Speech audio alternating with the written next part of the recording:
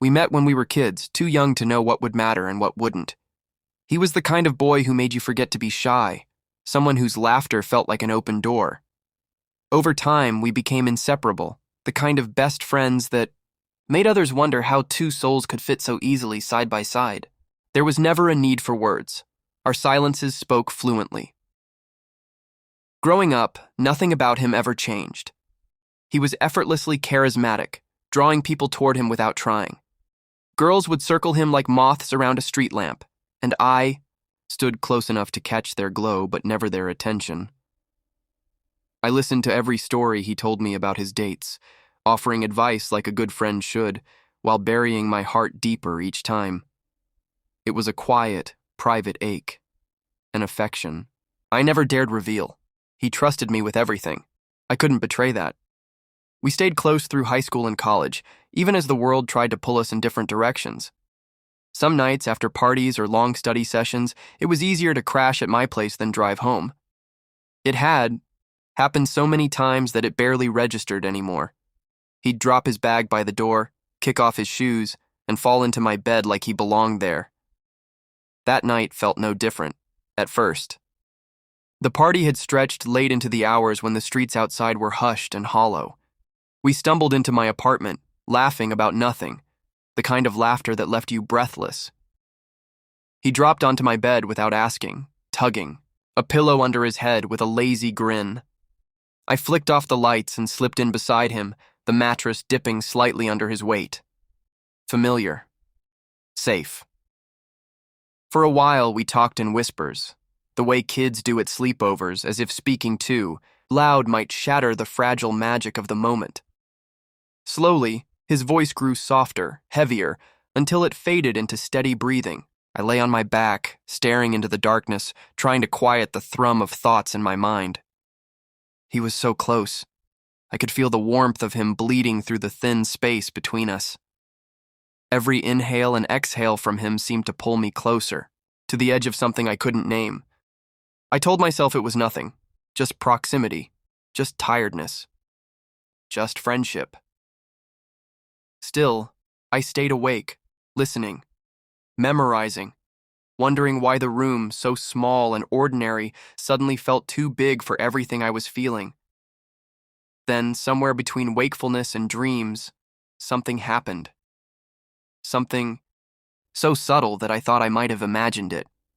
His hand brushed against mine, a fleeting contact that sent a shiver up my spine. My breath caught in my throat. I told myself it was an accident. It had to be. But somehow, I knew the night wasn't finished writing itself. For a moment, I told myself to move my hand away, to pretend I hadn't noticed. But my body betrayed me, remaining frozen, electric, as if the slightest shift would break the fragile thread binding us. I listened closely to his breathing, searching for any sign that he was awake, that this was intentional. It came steady and slow, but somehow different, lighter, more deliberate, as though he too was pretending to sleep. The darkness between us felt charged, crackling with a question neither of us dared ask. His fingers brushed mine again, slower this time, with a kind of hesitation that felt deliberate. My heart pounded so violently I was certain he could hear it. I squeezed my eyes shut, willing myself to stay still, to breathe normally, to not give anything away. Then, before I could talk myself out of believing it, his fingers hooked softly around mine. Not fully, not possessively, but enough to erase any doubt. His skin was warm, slightly trembling against mine. It wasn't the accidental brush of someone turning in their sleep.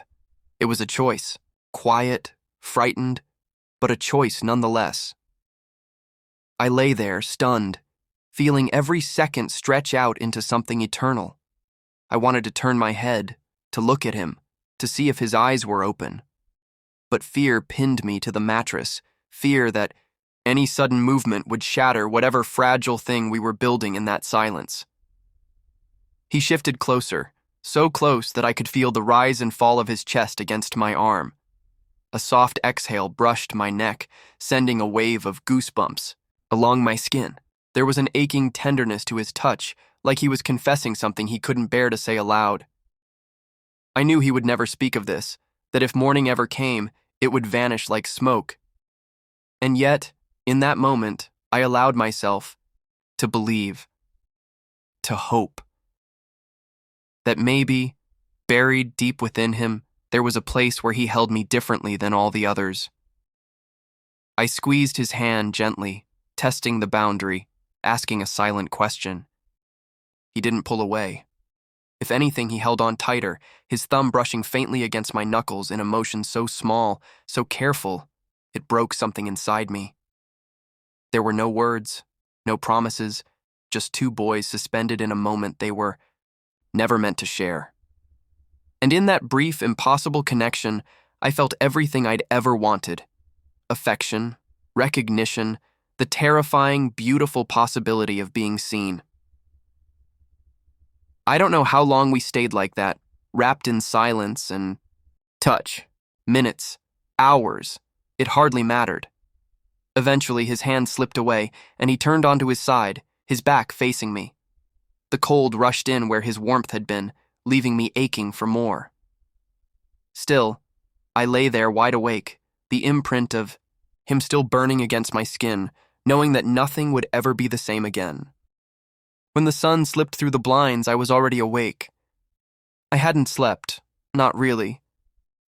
My body had rested, but my mind had never stopped replaying the night in loops, searching for meaning in every subtle gesture.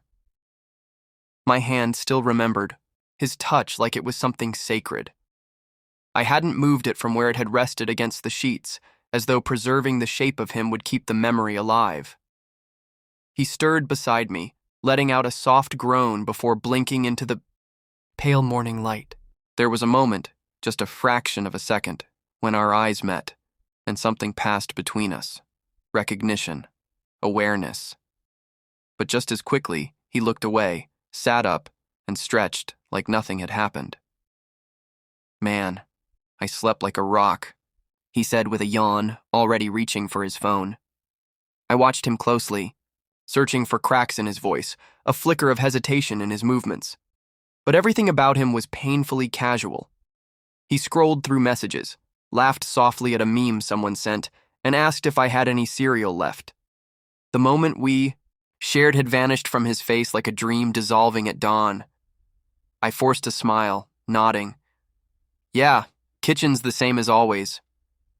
He stood and stretched again, moving through the room like any ordinary morning, but nothing felt ordinary. The space between us now felt colder than ever, like an invisible wall had been built overnight. He didn't mention the night. Not the closeness, not the touch, not the hand that had held mine so gently it had nearly undone me. As I watched him pour milk into a bowl, laughter suddenly rising in his chest over some video, a new kind of ache settled in me. Betrayal, not of friendship, but of possibility. Had I imagined it all? Had I read too much into half-asleep gestures? Or worse, had he remembered everything and chosen silence as the easier escape? At the table, I tried to bring it up, casually, carefully. Did you sleep okay? I asked, testing the waters. Betrayal didn't even look up. Yeah, out like a light. Dreamless night, I think. That single sentence stung more than it should have. Dreamless, as if nothing had stirred. Nothing had mattered. He left soon after breakfast, tossing me a lazy grin and a pat on the shoulder. Thanks for letting me crash, bro. And just like that, the door closed behind him. I stood there in the quiet, the apartment somehow too still, too clean, too untouched by what had just occurred. My room still smelled faintly of his cologne. My sheets still held the echo of his shape. But everything else had been scrubbed clean. I sat on the edge of the bed, staring at the space where he had slept. One night had changed everything. And in the morning, he had taken it all with him, without even looking back. The days that followed blurred together. We still talked, still hung out, still laughed like always. But something beneath it all had shifted. He didn't mention the night. I didn't ask. The silence between us stretched longer than any conversation could fill, stitched with moments that felt too sharp, too delicate to touch. We returned to our routine, but it no longer felt like home. Every time I saw him, I wanted to ask, "Did it mean anything to you?" But I never found the words, and maybe he didn't want to hear them. His smiles felt practiced now, timed and rehearsed, like he was building a wall he couldn't see me through. And I, stupidly, quietly, kept hoping he'd let something slip. A crack in his voice, a glance that lingered too long, anything that might betray the truth we'd both buried.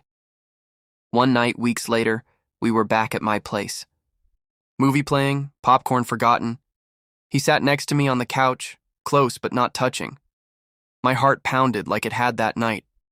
But he didn't reach for me. He didn't lean in. The silence stretched on. "You've been weird lately," he said suddenly, not looking at me. I hesitated. "Weird how?" He shrugged, eyes still fixed on the screen. "I don't know. Different." I turned to face him fully, searching his expression for something real. "Can I ask you something?" He paused, his fingers tightening slightly around the cushion. "Yeah?" "That night, the one you spent here, did you feel it too?" His body stilled. He didn't look away, but his jaw tightened, like he was bracing for impact. Seconds passed before he answered. "I was tired. We'd been drinking. It was late. I don't think—" "You don't have to lie," I said quietly, cutting him off. "I was there too." His breath caught. "I don't know what you want me to say." "I don't want you to say anything," I replied, voice soft but steady.